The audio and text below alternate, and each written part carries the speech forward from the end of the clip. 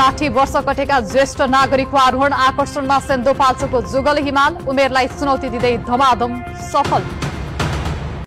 हिमाल चढ्नु आफैमा रोमाञ्चक भए पनि उत्तिकै जोखिमपूर्ण छ, तर यो जोखिमलाई ज्येष्ठ नागरिकहरू चुनौती दिँदैछन्। सिन्धुपाल्चोकमा पर्ने जुगल हिमाल आरोहणमा पछिल्लो समय 60 वर्ष कटेका विदेशी आरोहीहरूको सहभागिता बढ्दै गएको छ। उमेरले 6 दशक नागिसक्दा पनि अदम्य साहस र प्रकृतिसँग पैठरी खेल्ने मोह बेलायतका 61 वर्षीय जेम्स पेरियरसँगै।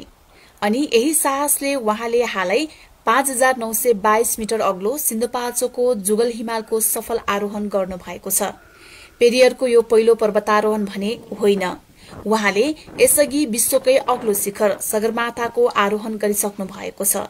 अमेरिका, पेरू, फ्रान्स लगायतका देशका कठिन मानिने हिमालहरू पनि आरोहण गर्न सफल आरोही हुनुहुन्छ। तर जुगल हिमालको अनुभव भने उहाँका लागि पूर्ण रूपमा फरक रह्यो। It was very windy, it was very cold, and being from England, we still had some acclimatization issues. So to get up to about 6,000 meters, you're still really having to work hard. अर्का आरोही क्याथीको आरोहण सुरु हुनु अघि शरीर पूर्ण रूपमा तन्दुरुस्त थिएन। लामो हिँडाइ, थकान, उचाइमा श्वास प्रश्वासको कमी यी सबैले उहाँलाई बीचबीचमा आरोहण रोक्न बाध्य पार्थ्यो। तर जुगल हिमाल प्रतिको आकर्षण, शिखरमा पुग्ने जिद्दी र टिमको निरन्तर हौसलाले उहाँलाई आरोहण जारी राख्न उत्प्रेरणा मिल्यो। It's a hard path, little bits of via ferrata with ropes or wires. Very narrow paths. Whoa, don't look down. So always challenging landscape. प्राकृतिक सुन्दरता, हिमाली बस्ती र हिमालको कठोर मौसम र कठिन बाटोका बावजुद पनि जुगल पुग्ने आरोहीहरूका लागि जोखिम डर होइन, रोमाञ्चक बन्न पुगेको छ।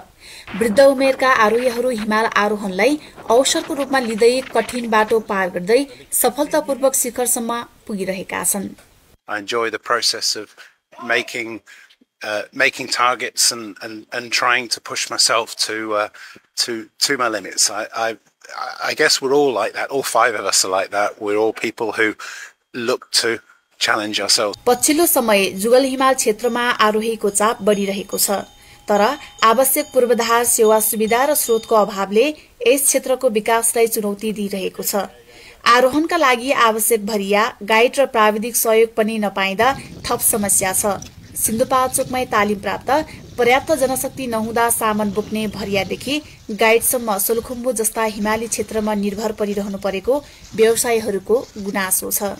With any cost चाहिँ हामीले पुर्याउने भन्ने हिसाबको हाम्रो चाहिँ व्यवस्थापकको र कम्पनीको र अर्को चाहिँ माउन्टेन गाइडले चाह्यो भने चाहिँ जस्तो मान्छे समिट गराउन सक्ने रहेछ भन्ने पनि हामीले चाहिँ यसपालि चाहिँ त्यो कुरा प्रमाणित गर्यो। यही जुगल चढ्नु पर्यो भने चाहिँ उनलाई $7,000-8,000 लाग्छ हैन। त्यसले गर्दा किनभने अब मेन पावर सबै हामीले ल्याउनु पर्छ हैन हामीले, अनि प्लस हामीले अब यहाँ स्पोन्सर केही छैन हैन। जुगल गाउँपालिका पर्यटन समिति अध्यक्ष तथा आरोही मिलन तामाङको नेतृत्वमा उहाँहरू हिमाल आरोहण गर्न सफल भएको हो।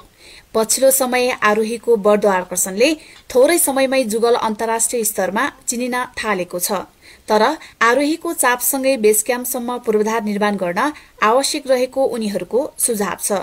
जुगल हिमालमा जोखिम, उमेर र चुनौतीलाई जित्दै बढ्दो संख्यामा विदेशी आरोहीहरूको सहभागिताले यस क्षेत्रको पर्वत पर्यटनमा नयाँ उत्साह थपिएको छ। कान्तिपुर समाचारका लागि कमला पाखरिन, जुगल, सिन्धुपाल्चोक।